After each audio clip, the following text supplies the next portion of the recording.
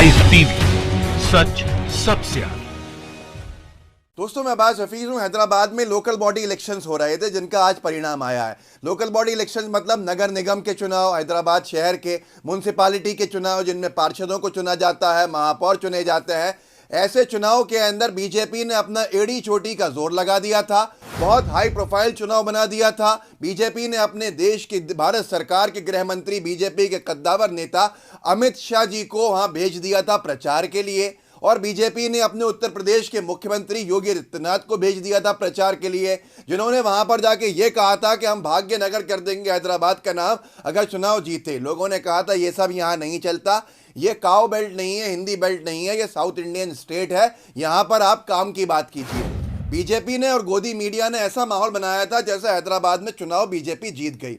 आज जब परिणाम आए तो बीजेपी बहुत पीछे रह गई है। टीआरएस ने वहां पर चुनाव के अंदर आगे बढ़त ली और बहुत आगे जाकर शहर की सरकार बनाने का अपने दावे को मजबूत किया। वहीं पर बीजेपी के लिए बस एक ही मिसाल है, बहुत निकले मेरे अरमां लेकिन कम निकले, निकलना खुल्द से आदम का सुनते आए थे लेकिन बड़े बेआबरू हो के तेरे कूचे से हम निकले।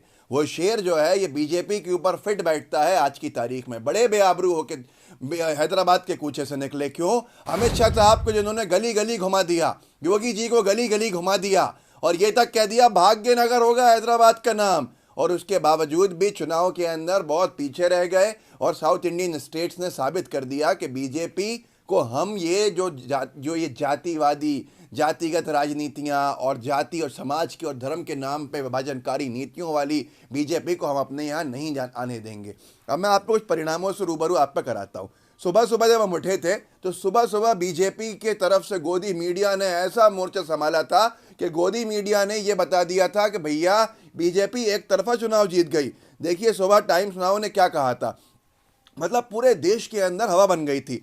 टाइम्स नाउ ने सुबह सुबह ये जारी किया था अपना 10:05 पर कि देखिए 32 सीटों पर टीआरएस है, बाकी सब लोग कम हैं, और 74 और 80 सीट्स पर बीजेपी आगे चल रही है। मतलब बीजेपी ने ये रिमार्केबल काम कर दिया। डिबेट्स होने लगे पूरी गोदी मीडिया पे, बीजेपी की उपलब्धि, हैदराबाद पे बीजेपी का फतेह, हैदराबाद के किले को ढहा दिया बीजेपी ने, हैदराबाद में अपनी सरकार की स्थापना करने के रास्ते खोल दिए। अब हैदराबाद है, कल को क्या पूरा आंध्रा और तेलंगाना होगा, क्या होगा, ये सारी बातों के अंदर लग गए। अब धीरे धीरे 1 घंटे के अंदर बीजेपी के कद्दावर नेता भी एक्टिव हो गए। बीएल संतोष साहब, आपने शायद, जो लोग पॉलिटिक्स से ज़्यादा रूबरू नहीं होंगे वो नहीं जानते होंगे, पर बीएल संतोष साहब बीजेपी के नेशनल के अंदर टॉप 5 लोगों के अंदर आते हैं, इतने बड़े नेता हैं ये।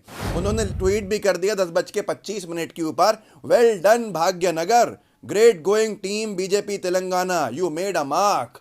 जबरदस्त काम किया भाजपा तेलंगाना ने, आपने अपनी छाप छोड़ दी, बहुत शानदार भाग्यनगर, ये कहा इन्होंने। हैदराबाद का नाम मतलब बदल दिया ऐसा लगा। उसके बाद जो कुछ लोग हैं इनके हैंडल जो भगवाकरण की बातें करते हैं, उन्होंने लिखा कि देखिए हम पेंटिंग पहले से बनाने लगे, चार मीनार को भगवा कर दिया। ऐसे ही और भी चीज़ें, भाग्यनगर कमिंग अप लिख के एक इस तरह के पूरे कार्टून्स चलने लगे। अब 1 घंटे के बाद बीजेपी की जो फजीयत हुई उसकी बीजेपी ने कोई कल्पना नहीं की थी। बीजेपी लुढ़कना शुरू किया, 80 से 15 सीट्स के ऊपर आ गई, और टीआरएस ने बढ़त बनाना शुरू करी और टीआरएस काफ़ी आगे चले गई, 80 सीटों के आसपास वो लीड करने लगी। एमआईएम का खाता नहीं खुला था, वो भी 20-25 सीटों पर लीड करने लगे। अब बीजेपी के लिए मुसीबत की चीज़ आई। आज की तारीख में इस वक्त तेलंगाना राष्ट्र समिति ने सबसे आगे बढ़त बना के 55 से आगे सीटें ले ली। बीजेपी जो है 40-42 के अंदर अटक के रह गई और एमआईएम बीजेपी के पास होकर रह गई। तो ये आज के समीकरण हैं। लेकिन सबसे बड़ी चीज़ ये है कि बीजेपी के लिए मैदान में कौन उतरा था? बीजेपी के लिए अमित शाह साहब मैदान में उतरे थे। तो क्या ये बीजेपी की हार अमित शाह जी के सर पे नहीं होनी चाहिए? क्या ये बीजेपी की हार योगी आदित्यनाथ जी जिनको नाम बदलने के शौक है उनके सर पे नहीं होनी चाहिए? आज इस बात पे चर्चा बिल्कुल नहीं होगी कि बीजेपी चुनाव हार गई है। भले ही बीजेपी की पहले 4 सीटें थीं, वो आज 25 हो गई, 30 हो गई, 40 हो गई, लेकिन सबसे बड़ी बात यह है कि चुनाव जीता कौन, हारा कौन? बीजेपी चुनाव हारी, बीजेपी ऑपोजिशन में चले गई, भारतीय जनता पार्टी वहां शहर की सरकार नहीं बना पाई, पर गोदी मीडिया को साफ सूंघ गया। गोदी मीडिया जिसने सुबह से ये माहौल बनाना शुरू किया था कि बीजेपी चुनाव जीत गई हैदराबाद के, वो गोदी मीडिया आज कहाँ पर है? और एक और चीज़ याद रखिएगा, ये नगरीय निकाय के चुनाव थे, नगर निगम के चुनाव थे, म्युनिसिपैलिटी के चुनाव थे, लोकल बॉडी के चुनाव थे। इसमें बैलेट पेपर का यूज़ हुआ था, ईवीएम का इस्तेमाल नहीं हुआ था। ईवीएम के इस्तेमाल के बिना भारतीय जनता पार्टी सत्ता में नहीं आ पाई हैदराबाद शहर की। हैदराबाद शहर के अंदर अगर ईवीएम से चुनाव होते तो क्या आज बीजेपी इतना पीछे चले जाती? ये सवाल अपने आप से पूछिएगा। जो लोग कहते हों, जो लोग सोचते हों कि भाई भारतीय जनता पार्टी अपने दम से जीतती है, अपने कामों से जीतती है, जिन लोगों को ये गलतफहमी है कि ईवीएम से छेड़छाड़ नहीं होती, उनको बताइएगा इस वीडियो को साझा करके कि बीजेपी की हार हुई है हैदराबाद की लोकल बॉडी इलेक्शंस में, जहां अमित शाह जी और योगी जी ने जम के प्रचार किया था। जो नाम बदलने वाले थे हैदराबाद का भाग्यनगर करने वाले थे, क्योंकि ये चुनाव बैलेट पेपर से हुआ था, ये चुनाव ईवीएम से नहीं हुआ था। जहां जहां बैलेट पेपर से चुनाव होते हैं बीजेपी चुनाव हार जाती है। लेटेस्ट आंकड़े सुन लीजिए, 58 सीटों के ऊपर टीआरएस ने अपनी जीत दर्ज करा ली है। उसके साथ साथ भारतीय जनता पार्टी 50 के अंदर आके सिमट गई है और एमआईएम जो है वो बीजेपी के आसपास 41 सीटों के ऊपर है। तो ये सारी चीज़ें जनता को बतानी बेहद ज़रूरी हैं, क्योंकि जनता को समझना होगा कि ईवीएम कितनी घातक है और जहां ईवीएम के बिना काम हुआ वहां बीजेपी विपक्ष में जाके बैठ गई।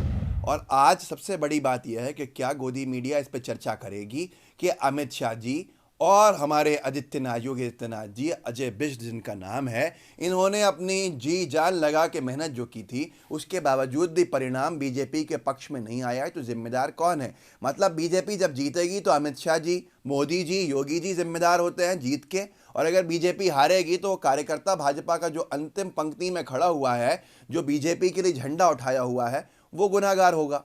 मतलब जीत अगर होगी तो सेहरा सर पे होगा उनके, जो दिल्ली के अंदर बैठे हैं बीजेपी के कद्दावर नेता, जिन्होंने अपने कब्जे में पार्टी कर ली है, और अगर हार होगी तो वो कार्यकर्ता के सर पे होगी। इस वीडियो को आगे बढ़ाइएगा, लोगों को बताइएगा कि हैदराबाद में नफरत की हार हो गई है। हैदराबाद में जो भी किसी भी धर्म के नाम पर राजनीति कर रहा था, वो अगर धर्म की आड़ बना के राजनीति कर रहा था तो वो चुनाव वहाँ नहीं जीत पाया है। टीआरएस ने ऐसी धर्म के नाम पर राजनीति नहीं की। वो टीआरएस जो बीजेपी के साथ कई जगह पे खड़ी रही है, बहुत सारे इश्यूज़ को लेकर, बहुत सारे कानूनों को लेकर, उसी ने बीजेपी को हरा दिया। तो बीजेपी ये भी कह रही है हमें तो अपनों ने लूटा, औरों में कहाँ दम था, हमारी कश्ती तो वहाँ डूबी जहाँ पानी कम था। महाराष्ट्र में हो, पंजाब में हो, और अब तेलंगाना के कैपिटल राजधानी हैदराबाद में हो। इस वीडियो को आगे बढ़ाइएगा। लाइव टीवी को सब्सक्राइब अगर नहीं किया है तो कर लीजिए, और अगर कर लिया है तो नीचे बेल आइकन एक दिख रहा होगा, तो उस बेल आइकन पे क्लिक कर दीजिएगा, बेल आइकन को दबा दीजिएगा। जुड़े रहिए। जय हिंद, जय भारत। अगर एक साथ हम आवाज़ उठाएंगे तो आवाज़ एक दूसरे की मजबूत होगी और लोकतंत्र सुरक्षित रहेगा। इसीलिए अगर आप भी देखते हैं तो आप भी वीडियोस बना के अपने सोशल मीडिया पे साझा कीजिए, ताकि आपकी आवाज़ भी आगे तक जाए। ये सोशल मीडिया का दौर है। धन्यवाद। लाइव टीवी, सच सबसे आगे।